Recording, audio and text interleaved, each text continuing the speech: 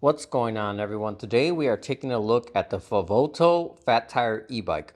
Taking a look at the specs, this has a Bafang 750 watt motor, a 48 volt 14 amp hour battery, 26 by 4 inch fat tires, a Shimano 7-speed shifter, 188 millimeter mechanical disc brakes, a front fork suspension, and weighs 79.37 pounds. Assembly was pretty straightforward and easy to do, so I will not be covering that in this video. But if you want to see how this bike is assembled, I've attached the link to the official Favoto assembly video in the description below. So taking a look at the bike itself, this is definitely one of the best looking bikes in this price range. This bike comes in 3 different colors, and the one I have here is in gray. It's probably hard to notice on camera, but when you're up close, this paint actually has a slight metallic flake on it, which overall gives the bike a very nice look. Beside gray, this bike also comes in black or white as well. So this bike does come with both a front headlight as well as an integrated tail light. While the front headlight isn't the brightest I've seen, it's definitely more than enough to give you good visibility. Taking a look at the screen is not color, but it's very easy to read, showing you all the information you need. So honestly, I have no complaints there. Coming to the right, this bike has a twist throttle, but I love that it has this little button here at the bottom, which is to enable or disable the throttle. This is a great feature to have, especially for those that are new to e-bikes. With this, you can just disable the throttle and not have to worry about accidentally launching the bike, which does happen often to new riders. Taking a look at the battery, this one mounts on the bottom and is integrated into the down tube. Fortunately, there is plenty of space between the frame and the front wheel, so inserting or removing is very easy to do and not a struggle like it is on some other bikes. All right, so off the bat, very good as far as rolling resistance goes. Some of these bikes, you can't really pedal them unless you're on a really low gear. Right now I'm on gear 3, able to pedal this bike no problem at all, even without the motor. Shifted up to number 4, same thing, strolling along very easily. So if you happen to get stranded somewhere, your battery dies out, you'll definitely have no issues pedaling this bike home without the battery. Really like these handlebar grips. Forgot my gloves at home. These are very comfortable. Some of these leather handlebar grips feel cheap, but these actually feel very nice. Good padding in your hands, so even without my gloves, I don't feel like this is gonna hurt my hands at all. Some of these bikes, these are very rough or just very thin, so I need my gloves, but this bike, I think I should be okay. So far, it's a very smooth bike. Acceleration kicks in very smoothly. Pedal assist 1 right now, keeping about 10.5 miles per hour. Riding position also feels very comfortable as well.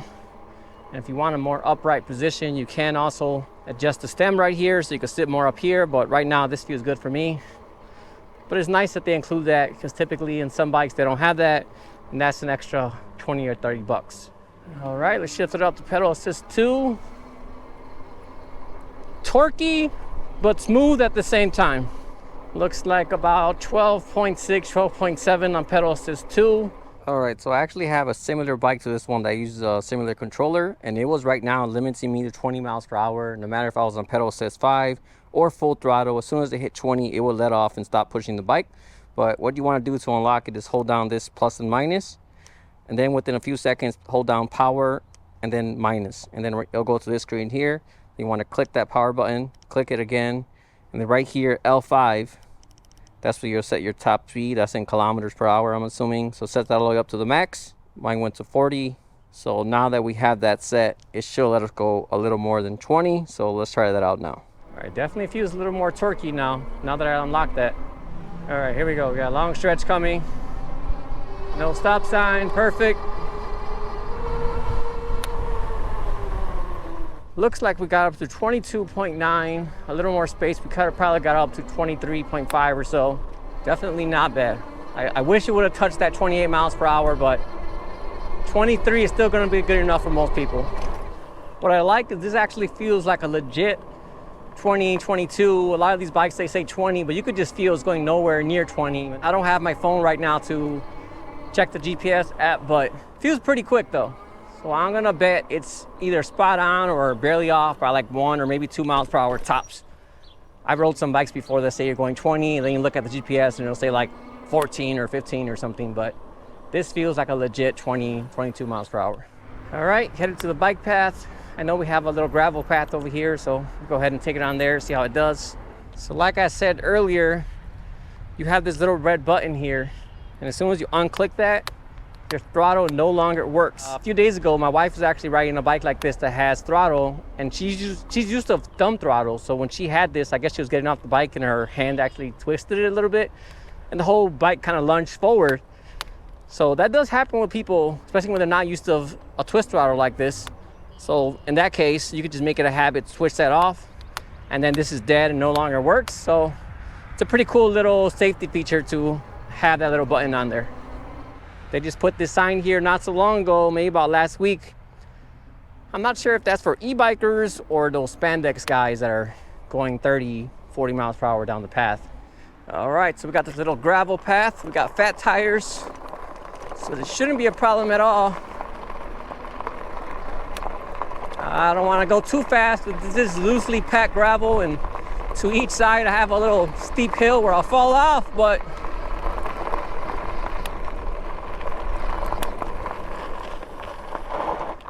going 17 miles per hour definitely held its place. It didn't slide around at all, so the bike definitely works in loose gravel. I don't know that I'll do it often because, like I said, I don't think that's very safe to do, but I know a lot of you mountain bikers do this kind of stuff, no problem at all. But for me, it just feels a little sketchy. But the bike definitely seems to be handling very well though. They're knobby tires, front end soaking up the rocks and all these bumps very well. You even got a good amount of stopping power as well, so good to know. When I was going back up on the little rock part, that was even a slight incline, and the bike was just powering through it. I don't know about a really steep hill, but for most hills, I think this bike should work pretty well. Just looking at the bars, one thing I like is you have this little bell. It's kind of a little rinky-dinky bell, but what I like about it, it's integrated into the brake lever, so you don't have no physical space taken up on the bars like some bikes. You have that external bell, but this one's just there, but not in the way. It's not very loud, but I mean, it gets the job done. It's a nice and pleasant bell, so you can alert somebody you're about to pass them up. Man, so far, this is a very impressive bike.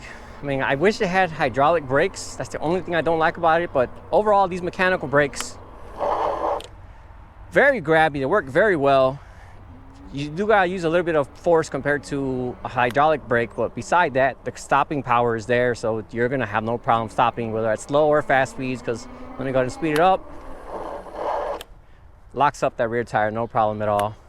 For the price, this is definitely one of the best deals out there. Most of the times, if you look on Amazon or anywhere else, you're looking at $800-900 bikes. They're usually garbage looking bikes that look like a generic Walmart frame with a battery slapped on there. But this looks like a legit e-bike. This one has the integrated battery, got a nice painted frame, and nothing about this bike looks cheap. Yeah, overall, this is, I don't know how they do it, but this is a great bike for the price.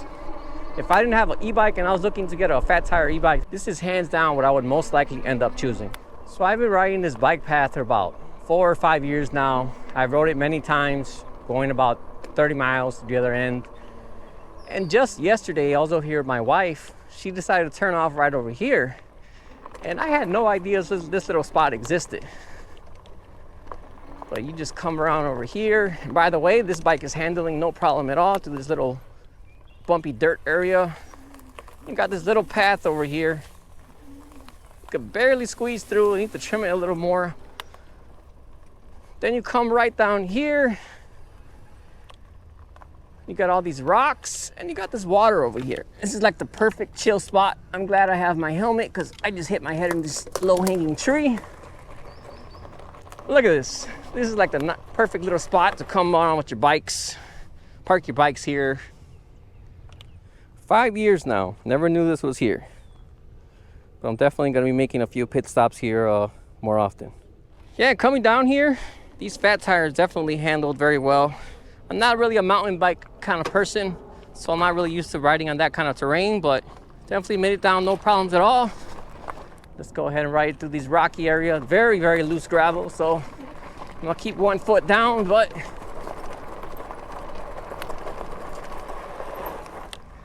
little slippy and slidey, but handling it no problem as well. If I was here on my regular commuter bike, it would have been very unrideable, and I would have been on the floor at this point. 12 miles per hour. I'm not gonna go any quicker than that. Like I said, I'm not about that mountain bike life. Got a good hill here. Doesn't look that big on camera probably, but made it up no problem at all either. All right, let's go ahead and head back to the trail. Wait, gotta go this way. Gotta ride through these millions of bugs. See, now I can see why you guys like this mountain biking stuff, because it's pretty fun to ride through that kind of terrain. All right, let's go ahead and throw this through some rough grass.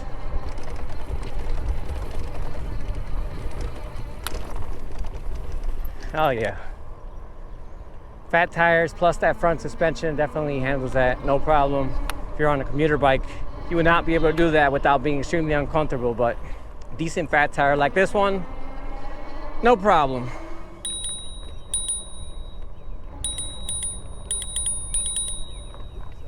You're good. All right, getting a little low on battery now, but got a long stretch here with a lot of room, so I'm gonna go ahead and floor it. See how fast we can get this bike to go. Coming up here, we got a slight uphill, but hopefully this bike can power through it. Just past 22, 23, 24, can we do it? Can we do it? 24.2, even with the slight up climb. So I think if you have enough room, this bike should be able to climb up to about 25, because they went up to 24.2 and that was uphill. So if you have a long enough space, you should be able to get 25, no problems at all. It just takes a little bit of time to climb up and get there. Yeah, so overall, this is a very solid bike. I have no real complaints about it. Like I said, the only thing I wish is it had hydraulic brakes, but other than that, it performs great. I have no issue with it. So yeah, if you're looking for a good fat tire e-bike, I definitely recommend this one here from Favoto. All right, well, that about wraps up this video. As usual, if you have any questions at all, feel free to drop me a comment. Otherwise, thanks for watching, and I'll see you all next time.